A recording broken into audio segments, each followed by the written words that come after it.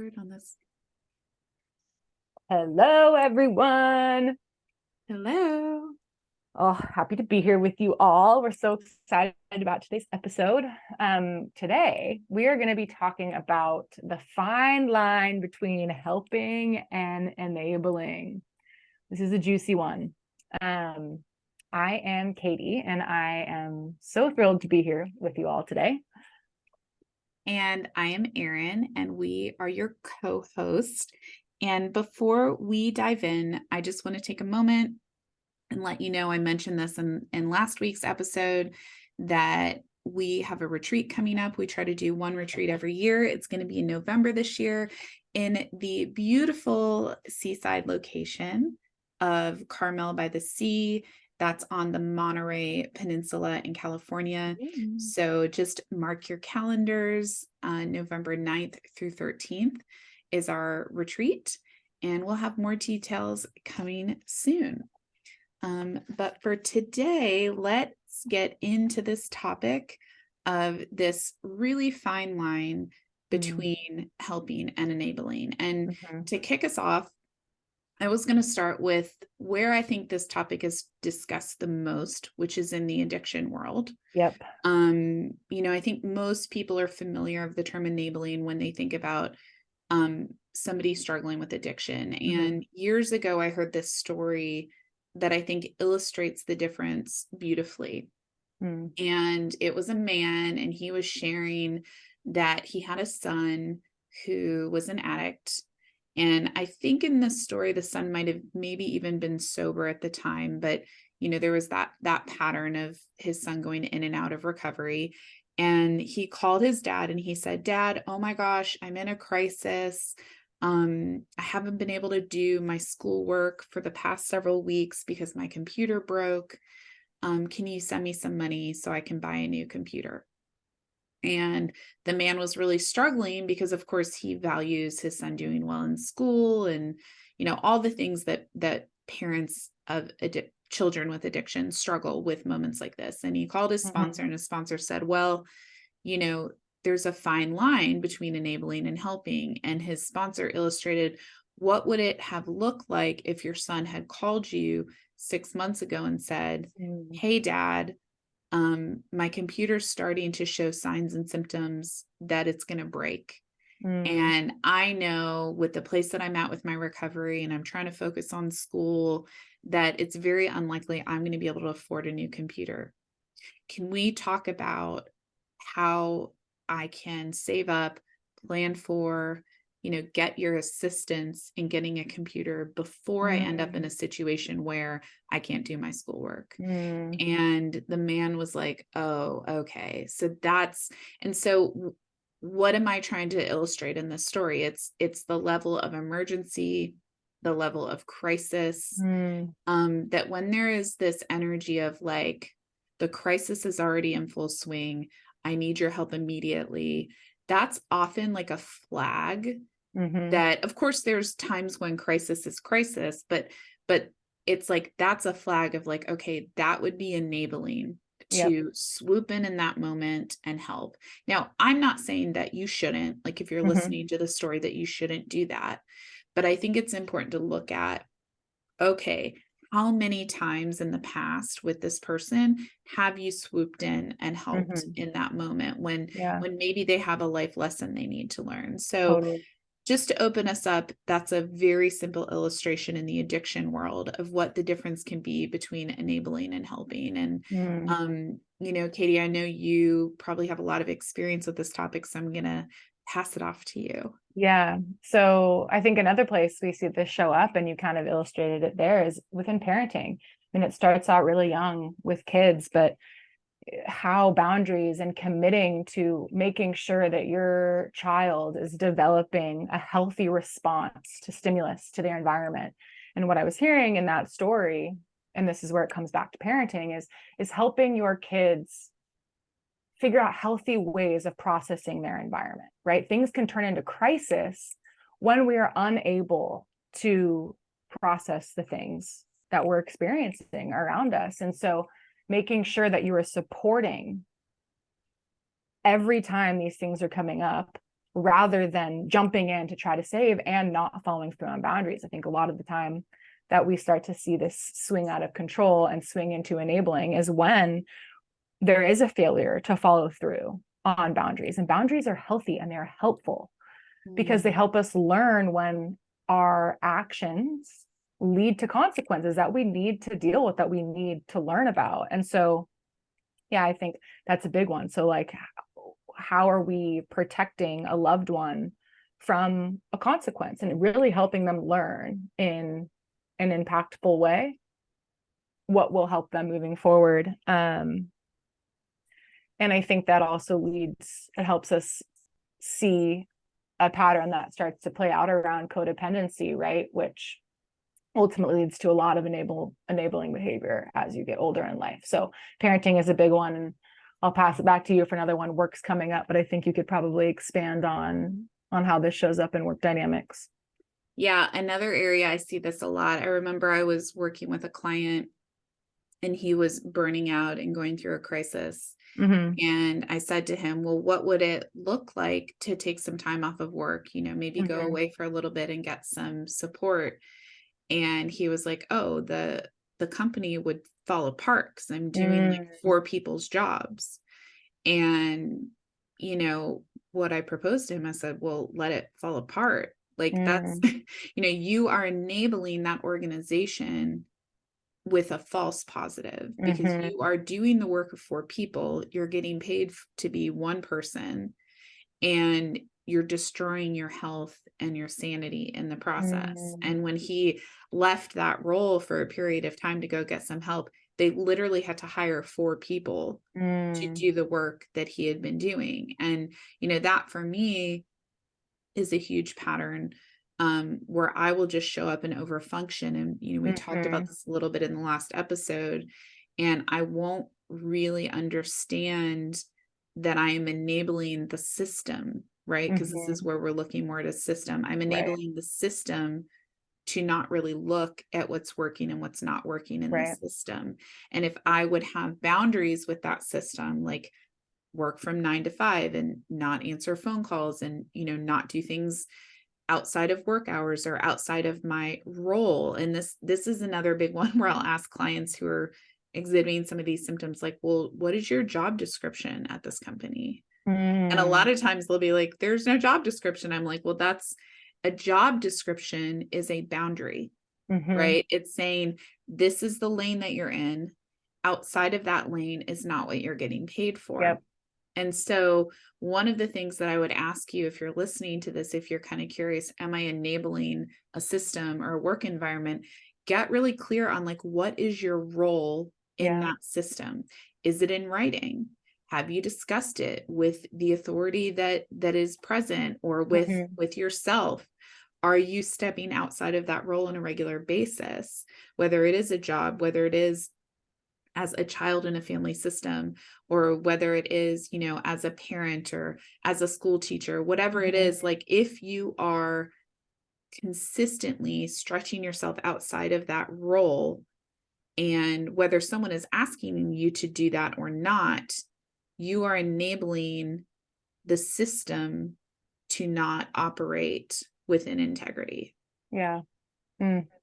Beautiful. I think what I'm hearing too around that, right, you're talking about roles, and I just want to, this is some of the more subtle ways, but very relevant in this links back to parenting as well. Is if we think about our role as a parent, as a friend, as a human, it's really getting in tune and in touch with our emotions. Our emotions are our energy in motion. If we don't understand what our emotions, the role our emotions are trying to play, and leading us to make healthy choices, leading us to walk down the right path, then we're enabling not only ourselves, but whatever situation we're in to not pay attention and live in our highest integrity. So I'm just going to quickly touch on 4 main emotions here, 5 if we want to go into joy, but like sadness, you're lost and you need support. Fear, safety is all about safety, feeling threatened. Anger, when you're blocked or you feel something feels unfair. Disgust, you feel disgusted by what is toxic. Like I heard all of those emotions come up in the examples that you were sharing with us. And if we are not in tune with how these are showing up, we are going to continue to enable something that is burning us out, that is not helping us in the long run. And so I think it all comes back to looking at ourselves on how we're not paying attention to the role of these emotions in our own lives, and therefore how we're showing up, you know, in relationships. So I wanted to raise that. And then I wanted to ask you, what are some of the more subtle ways? So we talked about some of the obvious and more relevant ways that this shows up. What are the more subtle ways that you see this enabling versus supporting show up? Yeah, I'm actually going to pull from a journal entry that I wrote recently when I was really looking at my role in potentially enabling someone in my life. And it really actually originally came from talking to another friend about her role in enabling someone. So it's interesting how these themes keep showing back up. Totally. But what I said and what I wrote down is, if I am protecting someone from the judgment of others, if I am buffering someone's behaviors, actions, consequences, or I am hiding the full truth of this person, I am managing their dysfunction, which is enabling and ultimately harmful to me, harmful to them, and harmful for the highest good. Absolutely. I am drinking from the poison chalice. Like whatever that dysfunction is, if I am buffering it, I am also drinking from it. It's like I can look at them and say, wow, they're dysfunctional, but I'm dysfunctional because I am also sipping from the same chaotic dysfunction of whatever it is that they're doing. I am sipping from it, and I am also not emotionally sober. Right. So it goes back to, okay, after I'm around this person, after I have an interaction with them, if I slow down enough, and this brings it back into what you're saying, Katie, if I slow down enough to get back into my own energy field, to get back into my body, how do I feel after I'm interacting with that person, place, or thing? Totally. You know, and if I am feeling disgust, if I am feeling resentment, if I am feeling, you know, frustrated, chaotic, ungrounded, you know, all of that are signs and symptoms that I am buffering some kind of dysfunctional system. And what's really important about this topic is it can be really easy to not know that you're doing that if you don't have a baseline of peace. If you don't have a baseline of calmness, if all of your relationships are dysfunctional, then you have nothing to compare it to.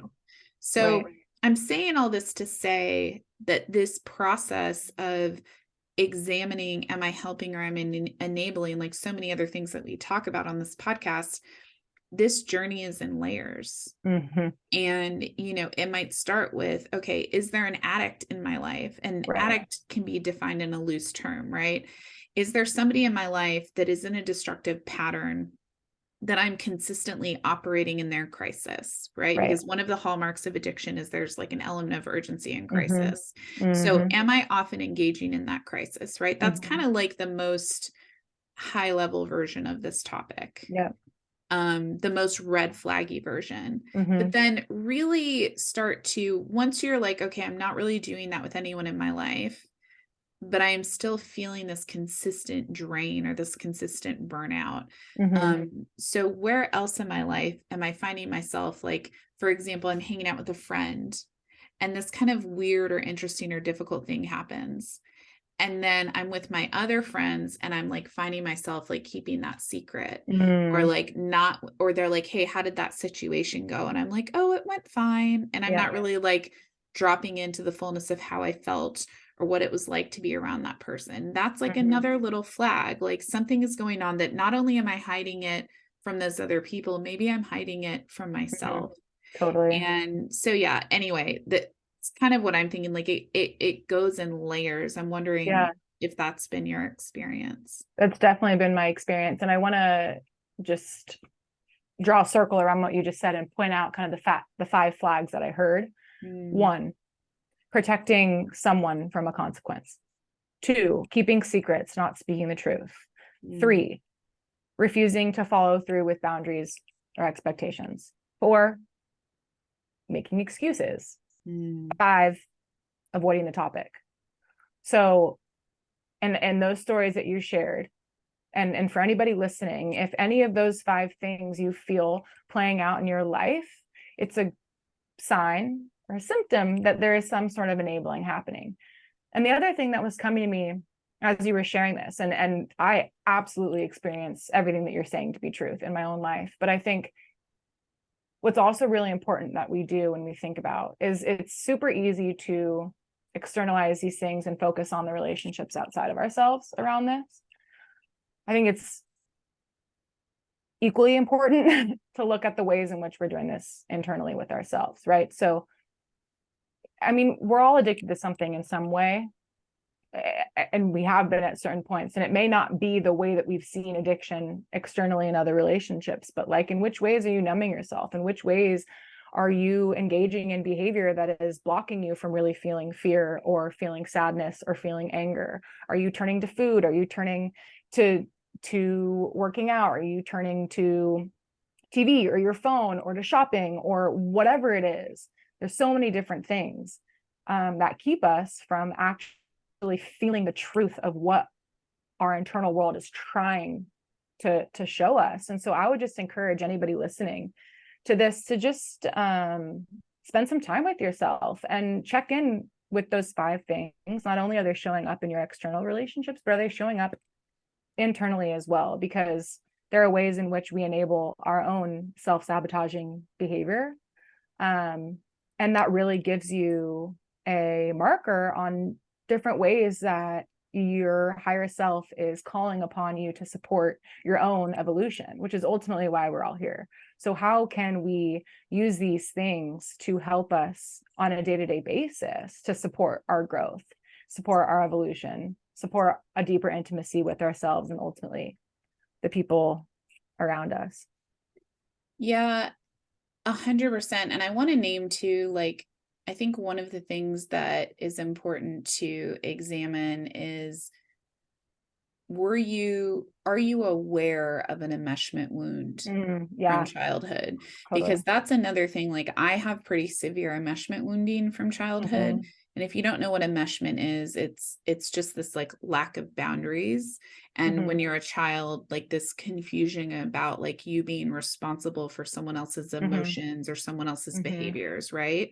And one of the hallmarks for me of my enmeshment wound being active is I'm saying things in my head or to other people like, oh, well, but it's just this person. That's just how they are. Like, I find myself, and that goes to one of the hallmarks you said, making excuses, but there's like a certain specific narrative of like, well, yeah, I would not normally do that in other situations, but this person's different.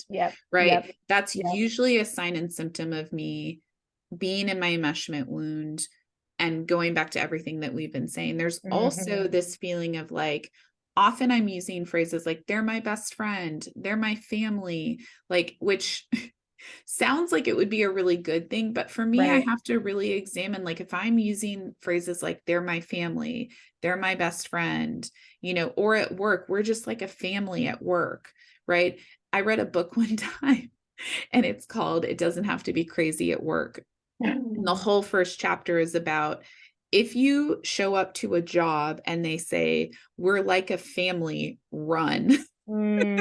Because that right there shows you like there is an element of like, when we use the word family, when we use the word best friend, best boss, best whatever, for some people, if you have an enmeshment wound, this may not be true for everybody, but for some people, it is a hook into that old enmeshment wound. It activates guilt. It activates obligation. It activates toxic loyalty. And so I just kind of want to bring that up because, again, everything I'm saying, if you don't have an enmeshment wound, this may not apply to you. Like, you may really feel like your work is your family, and that might be healthy for you. You may really have these best friends, and that might be healthy for you. But if you're listening and you have an enmeshment wound with maybe a parent made you a pseudo spouse or a best friend, notice when people are using that language, and notice when you're using that language, and really sit with, am I making this person an exception because it feels familiar, and is feeling familiar a good thing? Mhm. It's just important to look at that again. This is not this is where we're getting into the nuance of this topic. It's Right. not black and white. But for me, as someone who is a survivor of enmeshment with a parent, it's really important for me to notice when I'm using phrases like best friend, my work is like my family. Mhm. This person is an exception for these reasons. Oh yeah, that's just how they are. And I'm okay with that. It's like, I can boundary myself up so much with a toxic person and Yep. really believe that everything is okay. Yeah. Yeah.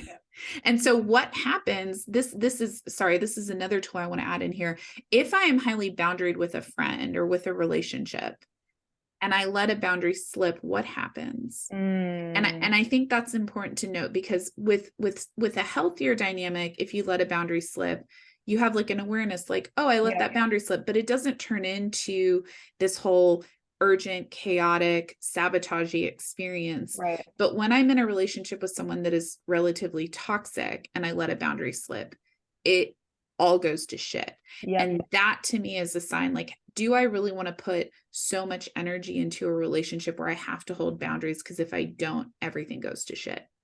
Totally.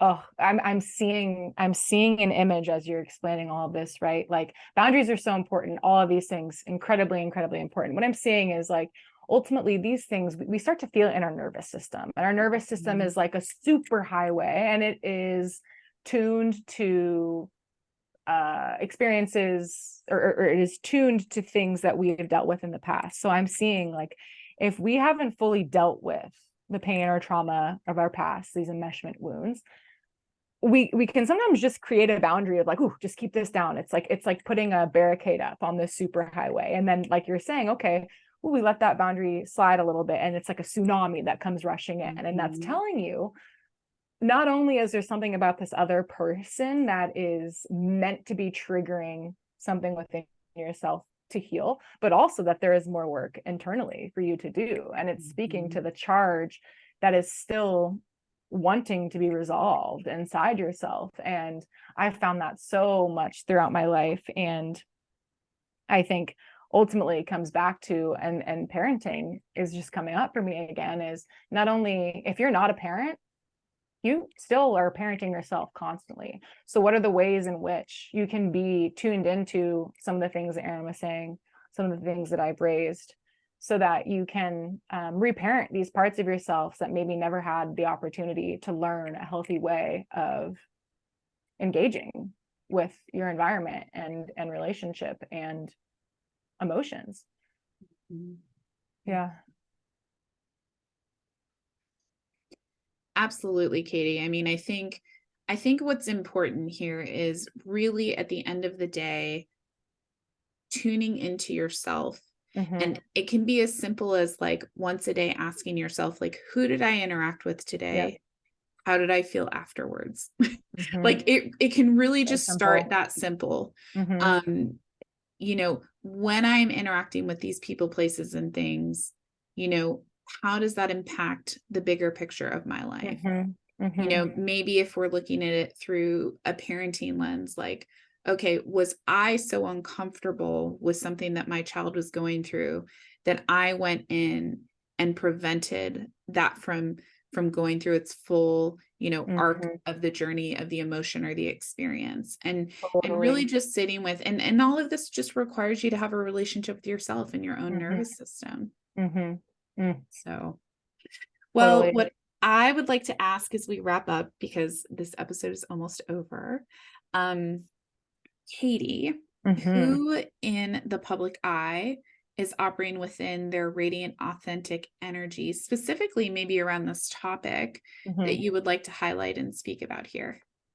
Person that is coming to mind is Kristin Mariella. I think I'm saying her last name right. She is, if you want to look at her on Instagram, she's a gentle mama, and she is kind of, I would say, one of the leaders in this transformative parenting approach called respectful parenting. And she is the mom of 3 little kids. And I just think that she is brilliant. Not only has she helped me like engage with people around me. She's really helped me kind of reparent myself. But her whole kind of approach to parenting is helping parents ride the waves of their kids' emotions instead of getting stuck in them and fighting them. And it's ultimately about this idea that we should be spending much more time parenting ourselves than parenting our children. And the importance of setting boundaries and committing to creating space for your kids to calm themselves and work through the whole wave of emotion. And she has incredible tips and examples on Instagram constantly. And I just think everyone should check her out, whether you're a parent or not. She's helpful in bringing up ways in which we can be doing this for ourselves internally. And I think something that's coming up for me that's really small is just like you mentioned right before this, like to encourage people to spend some time thinking about this. Okay, so like how you're feeling after you engage with someone. And I would also encourage people to spend some time in thinking about the emotions that came up for you during the day and how you engaged with them and how they made you feel and what you did. Like I just noticed something for me, like I was feeling overwhelmed and feeling kind of down on myself, and I turned to something sugary. And I was like, what is that about? Like, why did I do that? And ultimately what it did was it calmed this part of me and gave me an endorphin rush. Instead of me actually sitting in the experience I had internally from going through something in my world. And so it all comes back around. So I just wanted to raise that. So spend some time, and also check out Kristin, Mariella, if you want some good conscious reparenting tips. Awesome. Thank you for that, Katie. Well, believe it or not, time is up once again. And thank you so much for listening. Please like our podcast and rate and share and reach out to us. We would love to hear from you. See, how did this episode impact you? Are there other topics you want to hear about? Because we're so grateful that you are listening, and we would love to hear from you. Thanks, guys. Bye.